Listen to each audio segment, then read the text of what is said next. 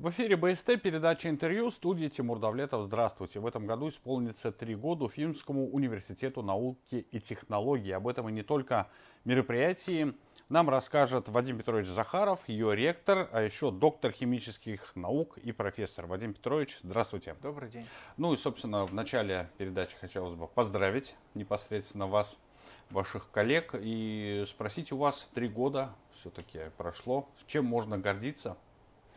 Действительно, 3 года университету в его текущем наименовании, но на самом деле мы берем свое начало, как всем известно, большинству, по крайней мере, и выпускников, и тем, которые у нас обучаются сегодня, наша история с 1909 года. Это вековая история, и за это время наш университет прошел несколько серьезных трансформаций. Мы начинали с Уфимского учительского института, прошли через педагогический институт, прошли через классический университет, через авиационно-технический университет, и теперь мы Уфимский университет науки и технологий. Это новая эпоха развития и новая веха развития нашего университета, и даже за тот небольшой промежуток времени, который прошел с момента формирования, конечно же, мы сегодня сформировали полноценную, жизнеспособную, устойчивую организационную структуру.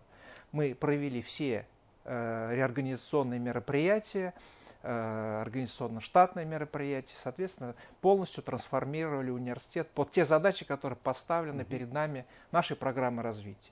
За этот промежуток времени мы участвуем и начали участвовать в амбициозных и самых крупных федеральных проектах, которые запускал в том числе и Министерство науки и высшего образования Российской Федерации. Это программа трансформации «Приоритет 2030», это передовая инженерная школа, это подготовка специалистов для топ-IT, это профессионалитет и, собственно говоря, практически все федеральные проекты, которые запущены, как минимум в этот промежуток времени, мы являемся его держателями и эффективным исполнителем. Ну, про каждый проект из вами перечисленных можно делать отдельную передачу. А все-таки бы хотелось остановиться на приоритете 2030. Как он реализуется?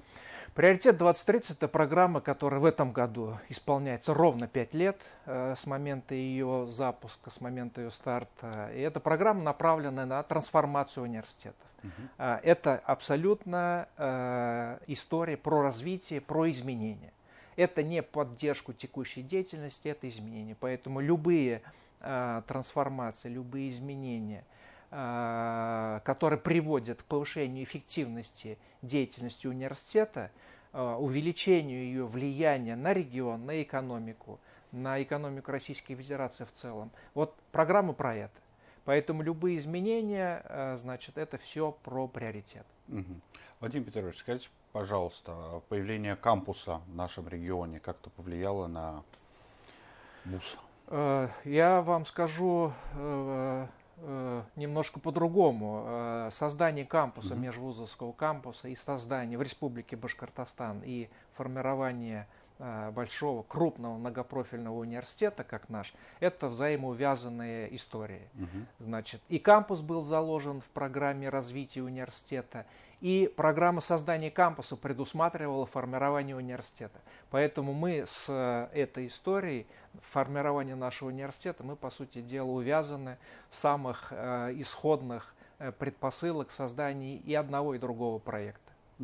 Можно ли сказать, что, по сути, со времени образования Уфимского университета науки и технологий ВУЗ стал своего рода кузницей талантов, потому что и работодатели сейчас едва ли не с руками забирают у вас студентов и начинают готовить уже со студенческой скамьи?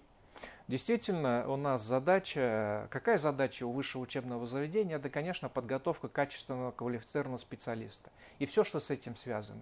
И качественный образовательный процесс, и исследовательская работа, и взаимодействие с индустрией, все это направлено на то, чтобы на выходе, после окончания нашего университета, молодые люди были крайне востребованы экономикой.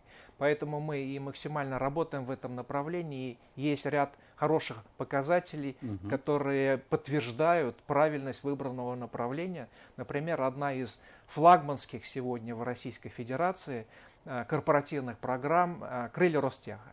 Это образовательная программа под заказу Объединенной двигателестроительной корпорации, входящей в состав Ростеха.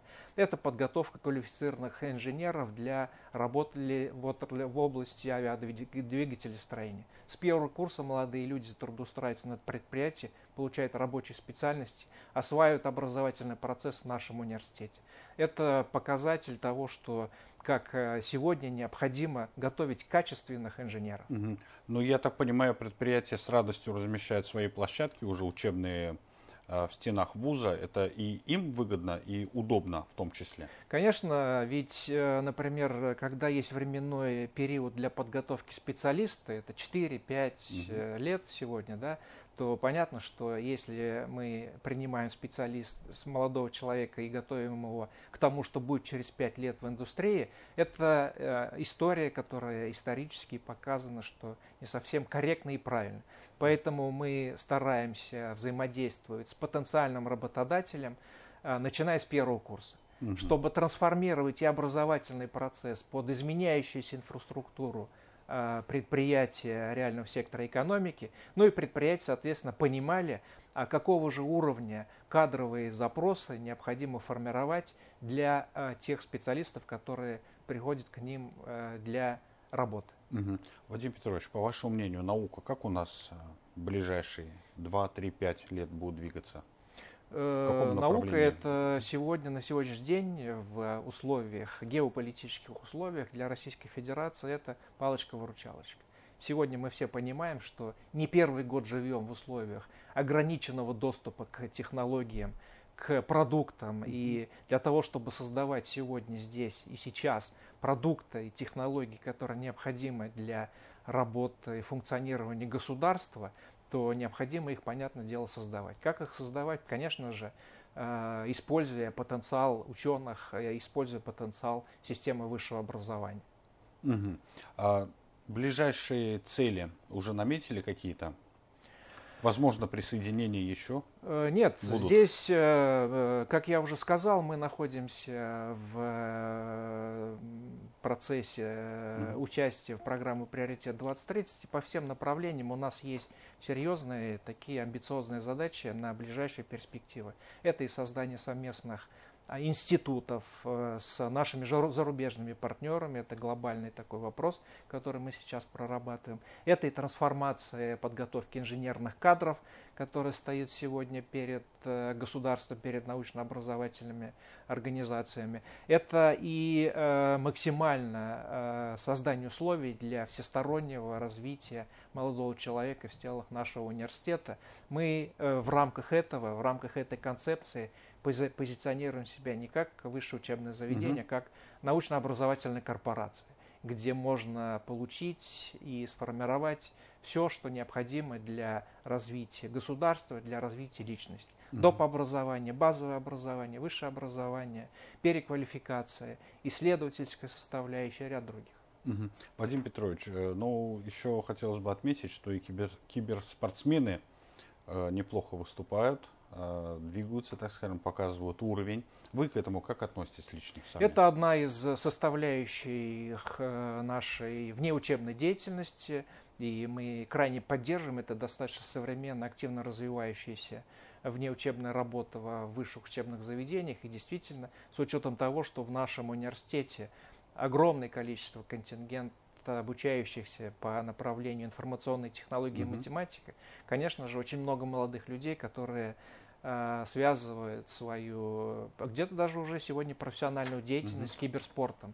Поэтому в межвузовском кампусе мы под это выделили самое отличное, прекрасное место, оснастили его, и, по сути дела, в круглосуточном режиме функционирует наш клуб, где молодые люди могут прийти, значит, пообщаться и позаниматься своим любимым делом, но в свободное от учебы время. Были там, убедились в этом лично, как говорится.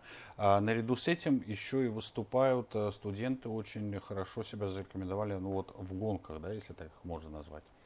Есть такое устоявшееся мнение, что если в университете нету студенческого клуба «Формула студент», то это не технический университет. У нас это студенческое конструкторское бюро есть, мы полноценный технический университет, и действительно это направление, которое, хоть и оно достаточно молодое, но тем не менее активно привлекает молодых людей, которые способны к техническому творчеству. У нас есть базовые разработки, связанные с разработкой и в том числе двигателей внутреннего сгорания. И сегодня в нашем многопрофильном университете студенческое конструкторское бюро «Формула студент», оно объединяет не только технарей, но и пиарщиков, социологов, экономистов, потому что сегодня создать болид и привести его, и качественно провести соревнования, это такая комплексная программа, где участвует не один десяток молодых, активных, талантливых студентов. Владимир Петрович, наблюдая со стороны как журналист, очень часто видим, что много гостей, в том числе высокопоставленных, приезжают, и в частности в передовую инженерную школу. Есть еще что нам показать или наоборот, чему поучиться, так скажем? Вы же и сами в командировке очень часто летаете. Конечно же, здесь, во-первых, приезжают гости для того, чтобы, прежде всего, показать, что у нас есть, как мы развиваемся, но основная задача – получить обратную связь.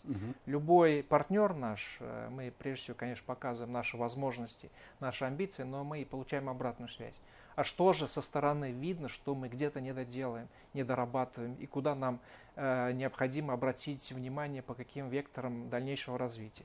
Поэтому это такая достаточно хорошая идеология коммуникации с нашими партнерами. У нас даже есть стратегические цель программы нашего развития – это управление партнерствами.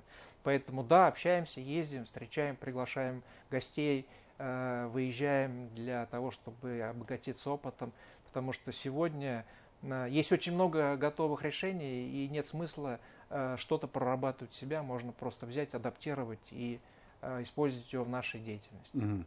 Владимир Петрович, к сожалению, даже 1/3 тех вопросов не успел вам задать, поэтому обязательно с вами еще увидимся.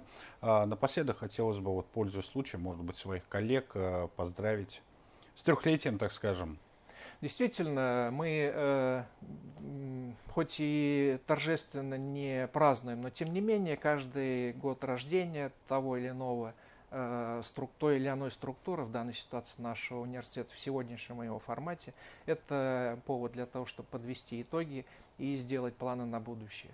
Конечно же, мы благодарим, и я лично благодарю весь наш огромный коллектив, более чем 50-тысячный коллектив нашего университета, за то, что мы вместе работаем, учимся и двигаем наш университет и наше государство вперед. Спасибо большое, Вадим Петрович, что пришли пришли к нам в студию, ответили на наши вопросы. Я напомню, что в гостях у нас был Вадим Захаров, ректор УНИТ, доктор химических наук и профессор. Я же с вами прощаюсь, но вы не переключайтесь и оставайтесь на телеканале БСТ.